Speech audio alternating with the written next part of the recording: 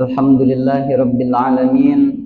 Wassalatu wassalamu ala ashrafil anbiya'i wal mursalin Sayyidina wa maulana Muhammadin wa ala alihi wa sahbihi ajma'in. Qala rabbi syrah li sadri wa yassir li amri wahlul 'uqdatam min lisani yafqahu qawli. Qalu subhanaka la ilma lana illa ma 'allamtana innaka antal alimul hakim. Hadirin jamaah yang dirahmati oleh Allah Subhanahu wa taala, alhamdulillah pada kesempatan malam ini kita dapat kembali berjumpa di dalam majelis ilmu akhir pekan. Kita berdoa kepada Allah, semoga Allah Subhanahu wa taala senantiasa memberikan kesehatan, dipanjangkan umur untuk taat beribadah kepada Allah. Amin ya rabbal alamin. Salat bering salam semoga selalu tercurahkan kepada Nabi Muhammad sallallahu alaihi wasallam, keluarga, sahabat serta pengikutnya hingga yaumil qiyamah. Allahumma shalli ala sayyidina Muhammad wa ala alihi wa sahbihi wa barik wasallim ajma'in. Hadirin jamaah yang dirahmati oleh Allah Subhanahu wa taala, mari pertemuan ini kita buka dengan membaca umul kitab suratul Fatihah. Kita berdoa dan kita doakan almarhum almarhumah orang tua kita, muslimin muslimat yang sudah meninggal mendahului kita, diampuni dosa-dosanya oleh Allah Subhanahu wa taala. Amin ya rabbal alamin.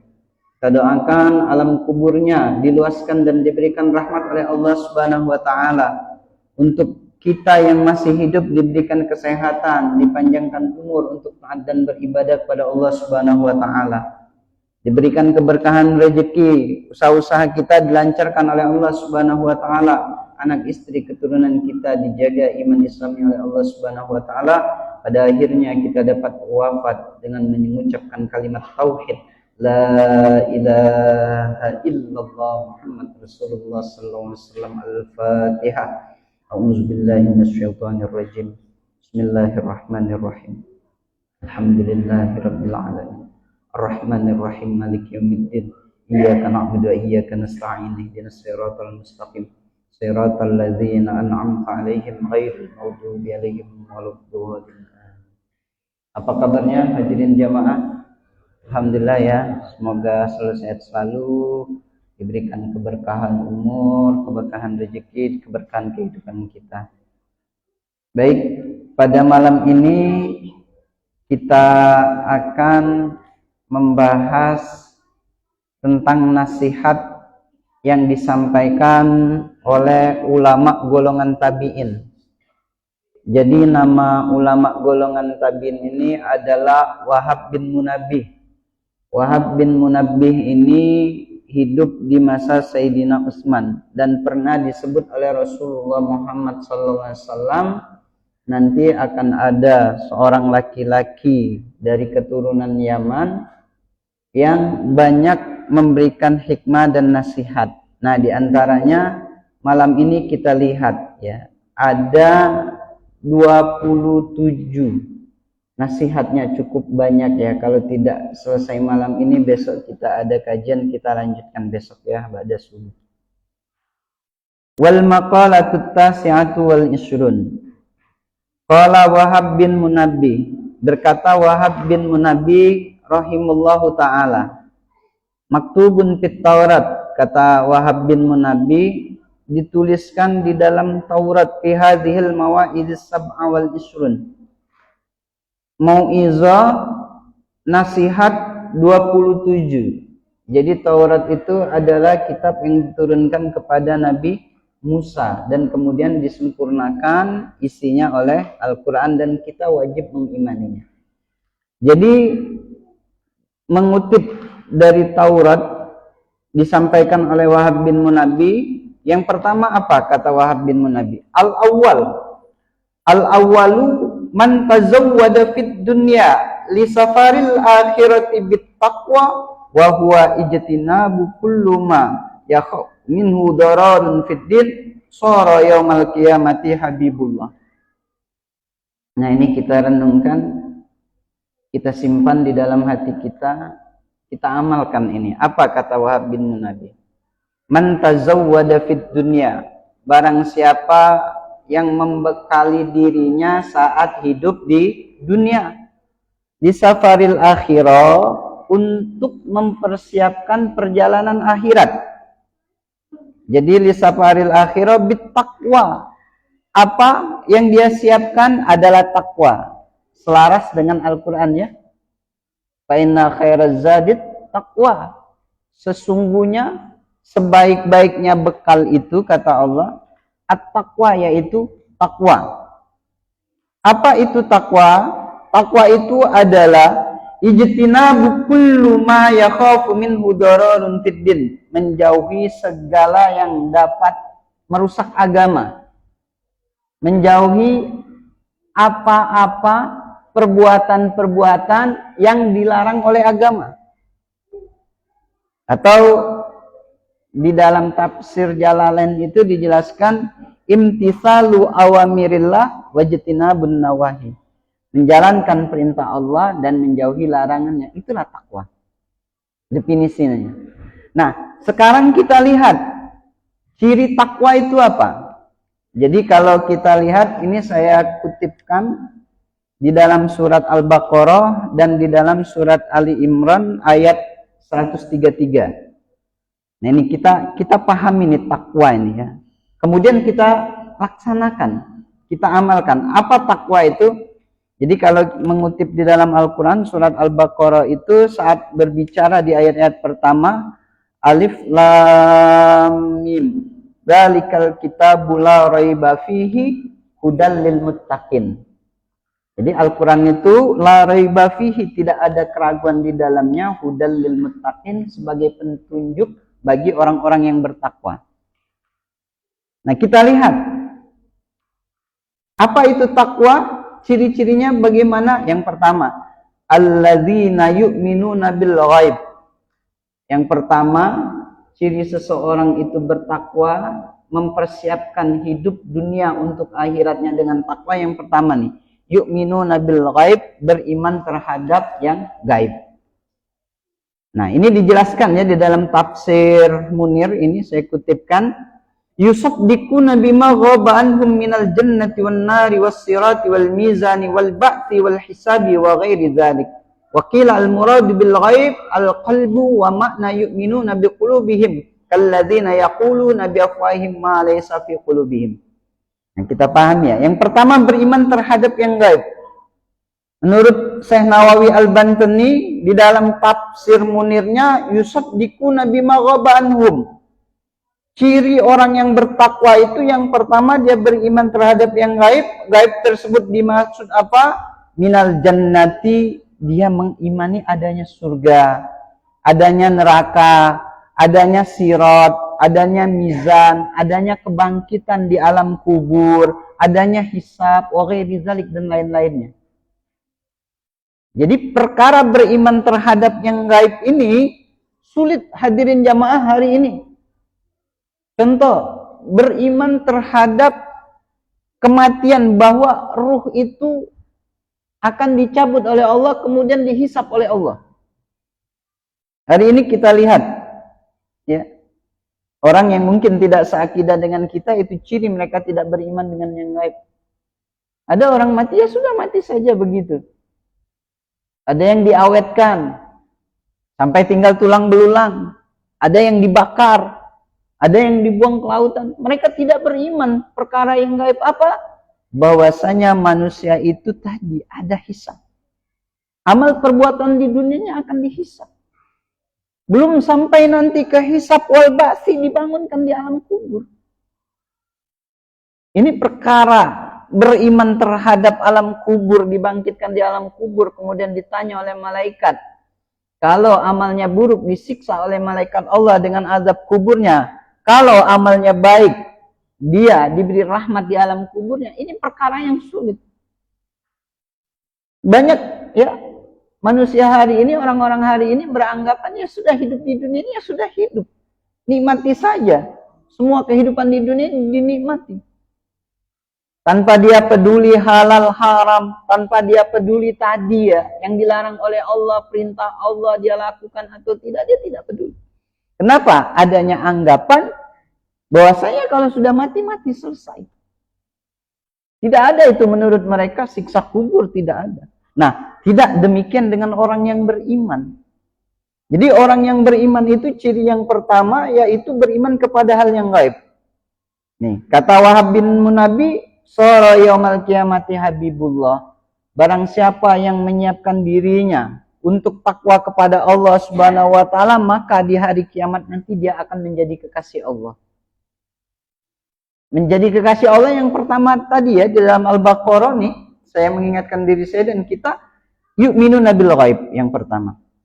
Yang kedua, wa yuqimunas shalah ay yutimmunas shalawatil khamsi bisyuruti wal arkani wa hayat. Yang kedua, melaksanakan ibadah salat. Mendirikan, melaksanakan. Salat yang dimaksud apa? Di sini dijelaskan oleh Senawi Al-Bantani dalam tafsirnya, bisyuruti wal arkan wa hayat. Memenuhi syarat dan rukun sholat serta ibadah-ibadah sunnah dalam sholat itu. Bahaya ini hadirin, kalau seandainya sudah akil baligh, dia sudah baligh, usia baligh, kemudian tidak tahu syarat sholat. Syarat wajib sholat, syarat sah sholat, yang membatalkan sholat, rukun sholat tidak tahu. Bahaya ini. Kenapa? Karena dia sudah mendapatkan catatan amal perbuatannya sendiri. Beda halnya ketika masih anak-anak. Kalau masih anak-anak ya dia tidak sholat, tidak dihisab, tidak dicatat. Tidak ada pertanggungan jawabnya.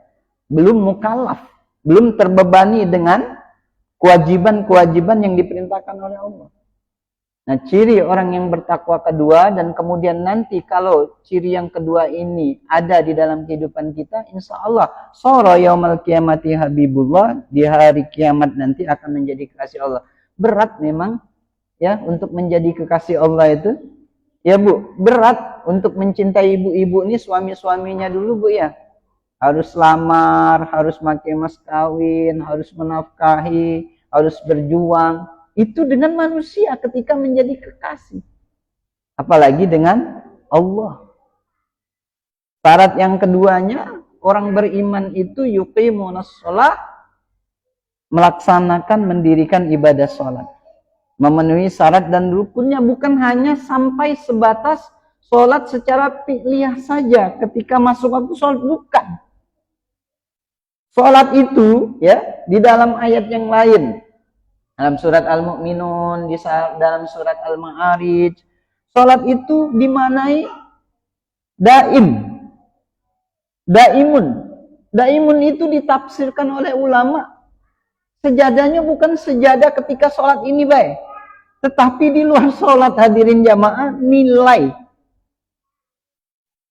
kewajiban rukun salat itu pun tetap kita terapkan. Ketika di dalam kehidupan sehari-hari, makanya konsekuensi ya, dalam surat Al-Ankabut itu, konsekuensi orang yang sholatnya benar, dia akan terhindar dari perbuatan keji dan mungkar. Tanha anil fasya'i wal mungkar. Nah, sholat yang bisa tanha anil fasya'i wal mungkar ini, bukan hanya sekedar takbir, kemudian diakhiri dengan salam saat sholat ini, bukan. Tapi daim. Di luar waktu sholat, di dalam kehidupannya, nilai-nilai makna-makna di dalam sholat itu diterapkan. Contoh sederhana, ya, kita ambil makna saat kita sholat yang tidak boleh dilakukan adalah berbicara. Kalam. Walaupun satu huruf bermakna, ya, itu dapat membatalkan sholat ketika diucapkan di dalam sholat. Makna dalam kehidupan kita apa? Al-Quran mengajarkan kita, Rasulullah mengajarkan kita untuk menjaga lisan kita. Sampai-sampai Rasul itu menyampaikan kepada kita apa? Falyakul khairan. Katakan yang baik, auliyasmut atau diam. Sama dengan makna ketika kita sholat di dalam sholat. Ketika kita berbicara, sholat kita batal. Di luar sholat pun Bu, kalau kita ini sholatnya benar ya Pak, kalau kita maknai makna sholat di dalam kehidupan kita, daim tadi, makna sholat itu di luar sholat pun dibawa. Bahasa saya ya sejadah panjang kita. Itulah yang mengontrol kita. Sederhana tadi dari lisan. Ada lagi yang kedua yang membatalkan sholat apa? Makan dan minum. Saat sholat nih, kita makan minum ya. Pak Bu lagi sholat makan. Bapak-bapak lagi sholat minum. Batal ibadah sholatnya. Makna daim di dalam kehidupannya apa? Sejadah panjangnya. Jangan sembarangan makan dan minum. Perhatikan halal haramnya Pak Bu. Perhatikan halal haramnya. Kalau dia sholat, maaf ya, dia dagang, ngurangi takaran, ngurangi timbangan, kemudian dia makan itu, yang dia kurangi tadi jadi kelebihan untuk dia makan, haram. Sholatnya batal. Ini sholatnya tidak mencegahnya dari perbuatan keji dan mungkar, dia masih berbuat yang haram. Kenapa? Ya karena tadi, sholatnya belum dia maknai, belum dia amalkan di dalam kehidupan. Bahaya ya hadirin sekalian, kalau seandainya kita tidak memaknai sholat di dalam kehidupan kita. Kalau saja ya maaf nih, kita nih makan, minum, hal-hal yang haram. Ya, baik itu haram zatnya, haram sifatnya, ataupun cara memperolehnya. Dapat maling gitu ya, dapat korupsi, dapat ngembe hak orang lain dengan zalim, dia makan. Hati-hati, pannaru aulabi di dalam hadis Imam Ahmad itu neraka lebih utama bagi dirinya. Nih Bu, kalau seandainya ada yang dagang nih. Yang dagang itu ini Ustaz Yahya, seandainya kita kasih daging babi, marah dia tetap. Sodorkanlah tuh daging babi di depan dia, bagi yang galak ngurangi takaran timbangan, galak makan hak orang lain. Marah dia, bisa-bisa ditabuk, ditamparnya habis-habisan gitu. Apa-apaan kau nginjau aku daging babi. Tapi, diam-diam dia mengurangi takaran tadi. Membela orang lain, mengurangi timbangan, mengurangi ukuran. Dia makan. Membela loka, ya, mengurangi proyeknya, yang punya proyek misalkan. Dia makan duit yang dia dapat itu. Dia anggap itu halal. Nah ini. Jadi pemahaman kita sholatihim daimun, yang kedua wa yuqimunas sholat, bukan hanya melaksanakan sholat. Tapi sholat itu dimaknai di dalam kehidupan kita, contoh dua tadi. Ya, dilarang berbicara, membatalkan sholat, makan, minum tadi ya. Nah, ciri yang ketiga, orang-orang yang bertakwa, yang nanti menjadi kekasih Allah di yaumil qiyamah apa?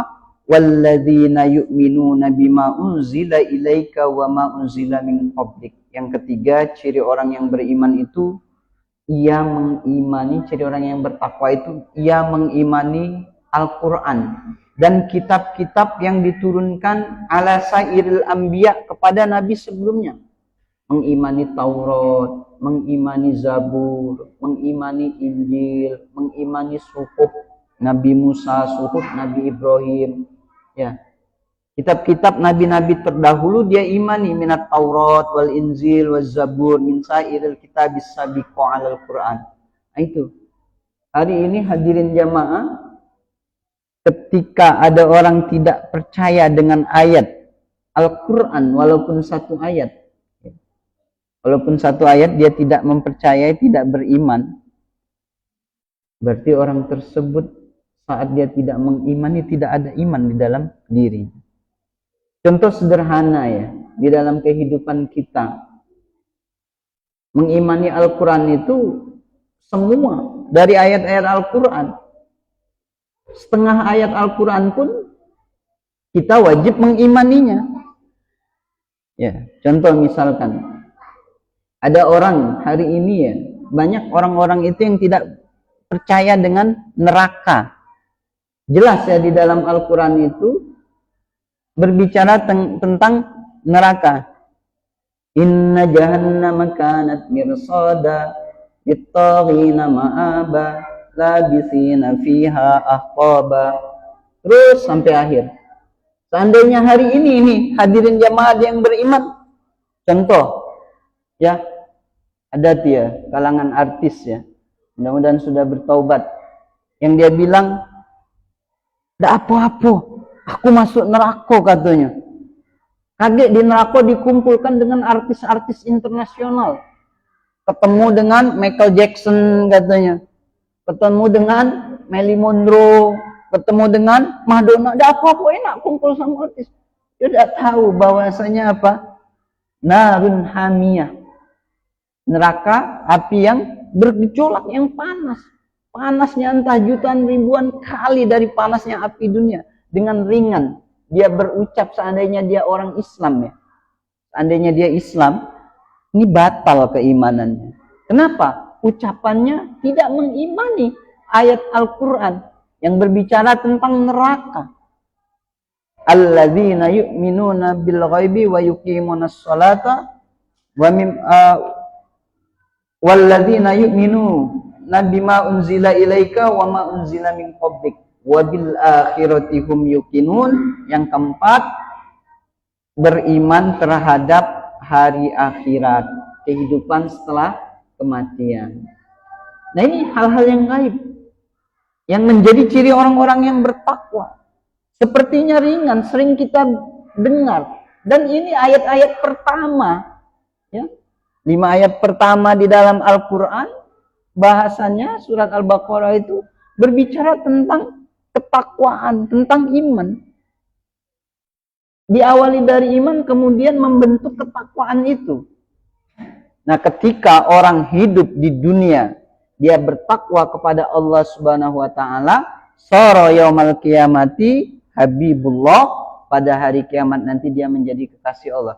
Tidak lain jamaah, untuk menjadi kekasih Allah itu syaratnya adalah beriman dan bertakwa. Nah, ciri yang selanjutnya, ciri orang yang bertakwa itu di dalam surat Ali Imran. Nih, ibu-ibu, bapak-bapak, kita lanjutkan. Kalau tadi 5 ya. Ciri orang yang bertakwa. Nah, di dalam Ali Imran itu ada tambahannya. Mana? Wasari'u ila maghfiratin mir rabbikum wa jannatin arduhas samawati wal ard uiddat lil muttaqin. Jadi wasari'u, kata Allah, bersegeralah kalian ila maghfiratin mir rabbikum, memohon ampunan Allah, wa jannatin arduhas samawati wal ard. Ketika kita bertaubat, memohon ampun kepada Allah, Allah menerima taubat, sudah disiapkan untuk orang-orang yang taubatan nasuha, yang diterima taubatnya oleh Allah apa? Wa jannatin, surga yang luasnya itu seluas langit dan bumi, uiddat lil muttaqin, disiapkan semuanya itu untuk siapa? Untuk orang yang bertakwa. Jadi ciri orang yang bertakwa selanjutnya yang keenam, yaitu senantiasa beristighfar, bertaubat dari perbuatan dosa. Ini hati-hati hadirin jamaah. Kalau seandainya kita itu bertaubat, ya, taubatnya istilah orang kita itu taubat sambal. Habis taubat dosanya dilakukan, kemudian berbuat dosa yang lain. Jadi syarat taubat itu kan an-nadamah, adanya penyesalan. Kemudian dia tidak kembali, tidak terjatuh melakukan perbuatan dosa yang sama atau dosa yang lain. Itu ya, diantara syarat taubat di dalam kitab Kifayatul Atqiya. Nah, ketika ada orang yang bertaubat, tapi masih melakukan dosa yang sama ataupun dosa yang lain, hati-hati. Di dalam kitab Tangkihul Qaul ya, yang membicarakan banyak tentang hadis ya. Ketika ada orang yang bertaubat, wa huwa muqimun alih, dia masih melakukan dosa yang sama atau perbuatan dosa yang lain, kal mustahzi bi rabbi, orang itu laksana sedang mempermainkan Allah. Bayangkan. Sedangkan Allah tadi serius untuk hamba-hambanya yang beristighfar, hamba-hambanya yang bertobat, diampuni oleh Allah, disiapkan surganya, tetapi hambanya ini main-main. Ngejek, ngehina Allah dengan apa? Dengan taubat sambalnya tadi.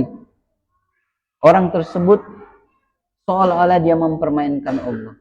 Hati-hati, kalau kita itu bertaubat, ya kita upayakan sebisa mungkin dosa yang sama tidak kita lakukan dan tidak melakukan dosa yang lain. Betul-betul ya. Ketika bertaubat itu kita taubati juga dosa-dosa kecil kita. Yang paling sulit ini kan kita dikasih Allah mata nih. Perintah menundukkan pandangan mata. Kadang kita nih tidak sengaja yang pertama. Aitat sayang barang bening cantik Pak Ujangnya. Dijingok dipelototi, akhirnya ada nafsu. Nah itu dosa juga yang harus kita taubati dari pandangan mata kita. Ciri orang yang bertakwa, kemudian dia nanti di akhirat menjadi kekasih Allah di dalam Ali Imran 133, yaitu senantiasa beristighfar, memohon ampunan Allah. Ya, yang ke-5 tadi. Jadi syarat kita menjadi kekasih Allah itu takwa nih, ciri-ciri takwa sudah disebutkan nih 5. Ya. Terus yang ke-6, alladzina yunfiquna fis sarra'i wad dharra. Ciri orang bertakwa itu yang menafkahkan hartanya fis sarra'i wad dharra, pada saat lapang maupun sempit, pada saat sempit maupun lapang. Jadi hadirin jamaah, kita itu dianjurkan untuk berinfak, bersedekah, bukan hanya pada saat kita punya harta. Mungkin pada saat kita punya harta dengan gampang ya kita membaginya bersedekah. Nah yang paling sulit ya Wak Nang, yang perlu kita uji, yang perlu kita terapkan, misalkan ada duit tinggal 100.000. Tiba-tiba ada orang butuh. Besok belum yakin kita punya duit lagi, punya usaha lagi. Duit ini butuh untuk hari ini. Ada yang datang pinjam duit, katanya butuh dia, datang ke kita. Kita sedekahkan ke dia, berani nggak kita? Ini berat. Tapi kalau kita lagi lapang, ada orang datang minta duit 100.000. Kita megang 10 juta, kecil gini, cuma 100.000, sejuta juga udah terasa. Kan? Tapi kalau lagi buntu tadi, ya Bu ya, ibu-ibu akhir bulan ya Bu, lagi buntu nak belanja be, ngitung-ngitung belai, dak baca ini beli ayam. Akhirnya beli telur ayam Bu. Nah, lagi kondisi kayak itu, tiba-tiba ada yang minta. Berani tak sedekah kita? Berani tak kita infak? Nah, ciri, nah alhamdulillah berani. Ciri orang yang bertakwa ya, ketika dia bisa berinfak, dia bisa bersedekah, bukan hanya di waktu lapang, tetapi di waktu sempit.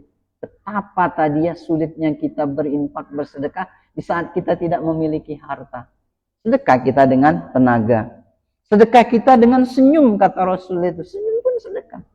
Tapi biasanya kalau lagi buntu itu cemberut tulah, nunduk tulah, jangan kena senyum. Nah Nabi tuh ngajarin kita Bu, senyum itu sedekah. Sedekah itu bisa teruji saat lagi buntu. Dalah ada senyum. Rasanya nyingok wong tuh suuzon, baik dia banyaknya duitnya.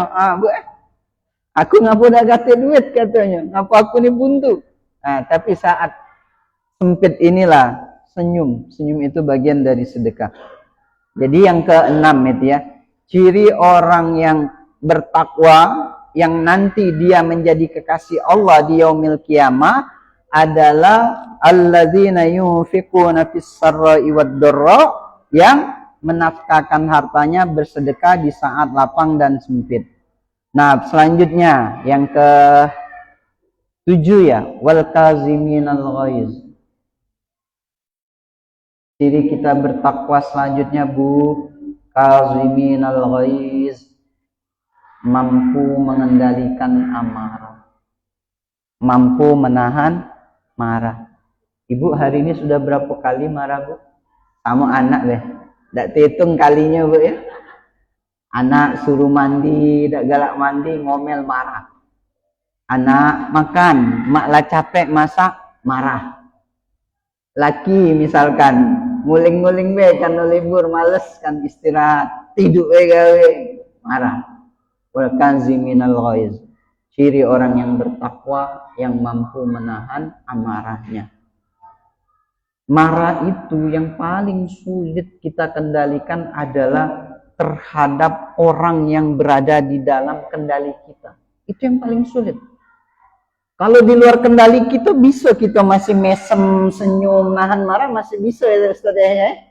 Dengan tetangga masih bisa nahan, dengan orang lain. Tapi kalau orang yang berada di kendali kita, ibu-ibu sama anaknya, hitung be kalinya sehari berapa kali marah. Bentar marah, bentar marah. Bapak-bapaknya juga, karena istrinya, anaknya, misalkan ada keponakannya di bawah kendali dia. Itu yang paling sulit untuk dikendalikan. Justru semestinya kita itu yang paling memuliakan, menghormati, menghargai, mendidik dengan baik circle terdekat kita. Circle terdekat kita, keluarga kita, kerabat karib kita. Itu semestinya yang harus kita hormati, hargai, bukan malah objek marah kita. Wal kaziminal ghaiz. Makanya bukan hanya sebatas surga pahalanya, tetapi orang yang bertakwa yang mampu mengendalikan marah, soro yaumal qiyamati habibullah, di hari kiamat itu nanti akan jadi kekasih Allah. Makanya Nabi itu bilang ya, la taghdab walakal jannah. Jangan marah, surga bagimu. Sudah diiming-imingi surga, tapi kita malah milih marah. Tadi, bahkan kadang sehari itu kita tidak kehitung marah sama anak. Pagi tadi mungkin marah, bangun tidur mungkin marah, bangunin anak-anak dak galak, bangun suruh sholat subuh males, misalkan anak yang masih kita ajarin sholat. Tapi kalau anak sudah balik, dak kata cerita males, gebuk-gebuk situ.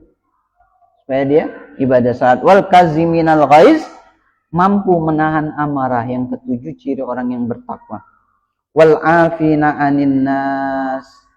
Selanjutnya yang kedelapan, memaafkan kesalahan manusia.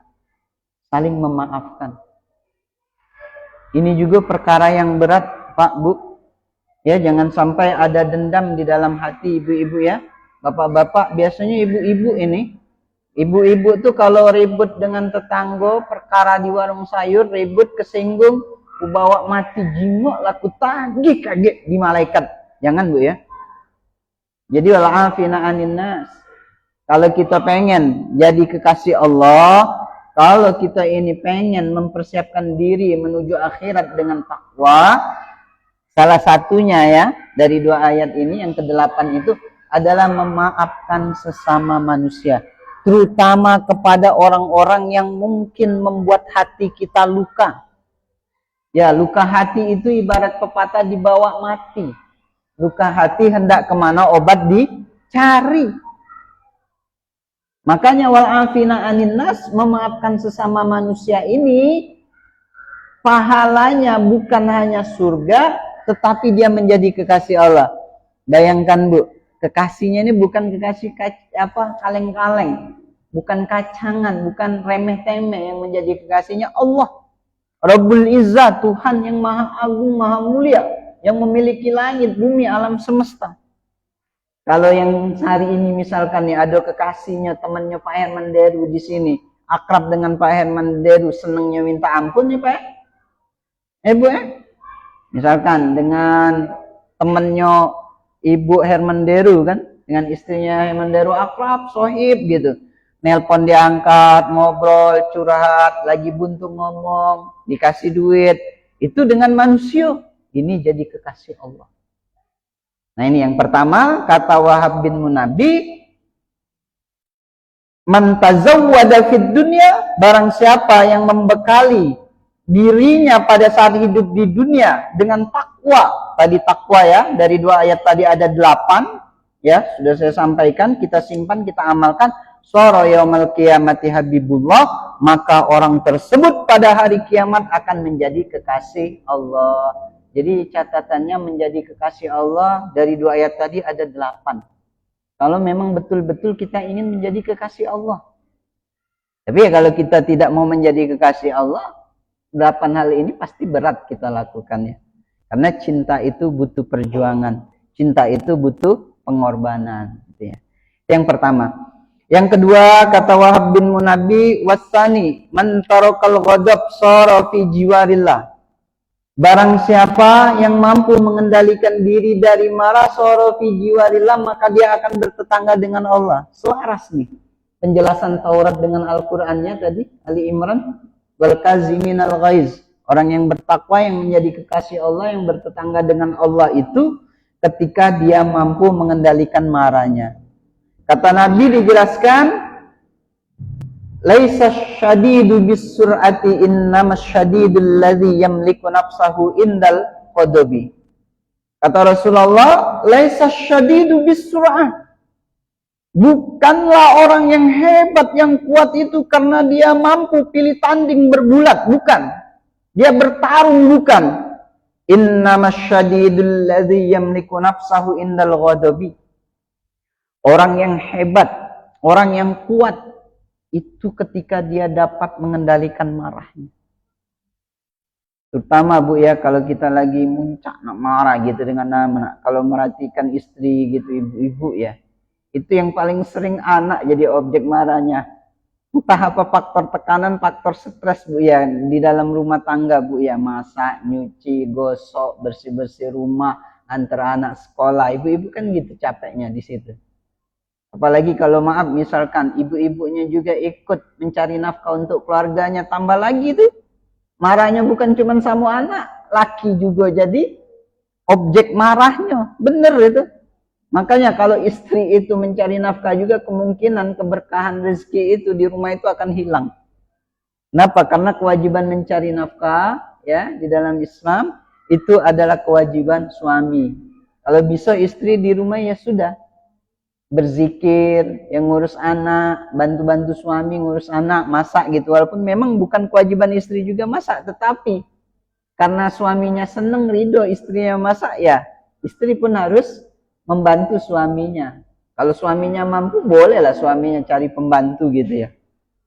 Tapi kalau suaminya misalkan tidak mampu, ya cukup istrinya yang mengerjakan pekerjaan rumah dengan ikhlas. Itu jadi ibadah ibu. Itu jadi pahala untuk ibu-ibu. Nah, jangan sampai istrinya ikut cari nafkah. Biasanya kalau istrinya ikut cari nafkah, sering terjadi perang dingin. Komunikasi antara suami istri itu seolah-olah punya gengsi dewek. Aku baca ngedidit dewek juga. Nah, jangan sampai Bu ya. Sekalipun misalkan ibu punya nafkah sendiri, tetaplah hormat terhadap suami, jaga jangan sampai marah, merendahkan suami, jangan. Apalagi terhadap anak-anak ya.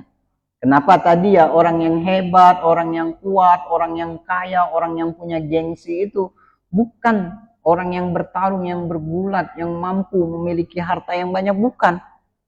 Allazi yamliku nafsahu indal ghadabi, kata Rasulullah, yang mampu mengendalikan dirinya ketika dia marah. Nah, itu yang kedua ya. Ketika seseorang mampu mengendalikan marahnya, yang kedua dia akan menjadi tetangganya Allah. Bertetangga dengan Allah, enak bener ya. Terutama tempat Allah itu di surga, nanti di yaumil qiyamah ya, di akhirat nanti Allah itu tempatnya di surga. Ya. Tempatnya di surga, bertetangga dengan Allah tentunya orang-orang yang berada di dalam surga. Gitu ya. Jadi makanya wajar kalau Nabi bilang tadi dalam hadis itu la taghdab walakal jannah. Yang ketiga, sampaikan oleh Wahab bin Munabbih, wasalisu man taraka hubbal aish ay al hayat fid dunya bi alla yuhibbat tamatu fiha sara yaumal qiyamati aminan. Nih, yang ketiga nasihat Wahab bin Munabbih. Barang siapa yang saat hidup di dunia dia mampu ya menjauhkan dirinya dari al-aish, bermegah-megahan menikmati kehidupan dunia. Dia mampu ya. Dia punya uang, ya mampu dia untuk menikmati dunia, tetapi tidak dia penuhi nafsu dunianya. Apa kata Wahab bin Munabbih? Sara yaumal qiyamati aminan ay saliman min azabillah. Orang yang dia punya harta kekayaan, mampu di dunianya, tetapi dia tidak menurutkan nafsu dunianya, dia tidak bermegah-megahan, dia tidak tamattu mengambil berlebih-lebihan nikmat dunianya. Sara yaumal qiyamati, pada hari kiamat dia akan aminan, selamat, ayat saliman min azabillah, selamat dari siksa Allah. Betul ini hadirin. Kalau kita ini mampu dunia kita ya, kita punya harta, punya uang, punya kekayaan, tetapi harta kekayaan ini tidak kita nikmati kecuali untuk taat kepada Allah, pasti selamat orang ini. Justru sebaliknya, kalau orang diuji dengan nikmat harta kekayaan yang berlimpah, yang banyak, dia nikmati, dia ambil kenikmatan-kenikmatan dunia itu, celaka di akhirat, diazab oleh Allah. Banyak pertanyaan malaikat itu. Kalau misalkan kita cuma punya duit 10.000, ditanya oleh kawan gampang, duit 10.000 tadi untuk apa? Beli mie sama telur. Selesai, habis ya Ustaz Baim. Jawabnya gampang. 10.000 untuk apa Ustaz Baim tadi? Beli mie sama telur, selesai. Tapi untuk orang yang punya nikmat dunia yang banyak, hartanya berlimpah, dia nikmati, dia habiskan nikmat dunia itu bukan untuk taat, bukan untuk tawa. Hati-hati. Dia akan celaka. Dia akan disiksa oleh Allah. Pertanyaannya berat. Kalau 10.000 gampang Ustaz Baim jawabnya. Sudah selesai, habis tadi beli nasi sebungkus, selesai jawabannya. Tapi kalau punya duit 1 triliun, habis sebulan digunakan Ustaz Baim, tanya. Duit 1 triliun untuk apa kemarin Ustaz Baim? Untuk apa Ibu-ibu 1 triliun habis sebulan. Untuk apa? 1 miliar beli mobil, 2 miliar beli rumah, 3 miliar beli lagi.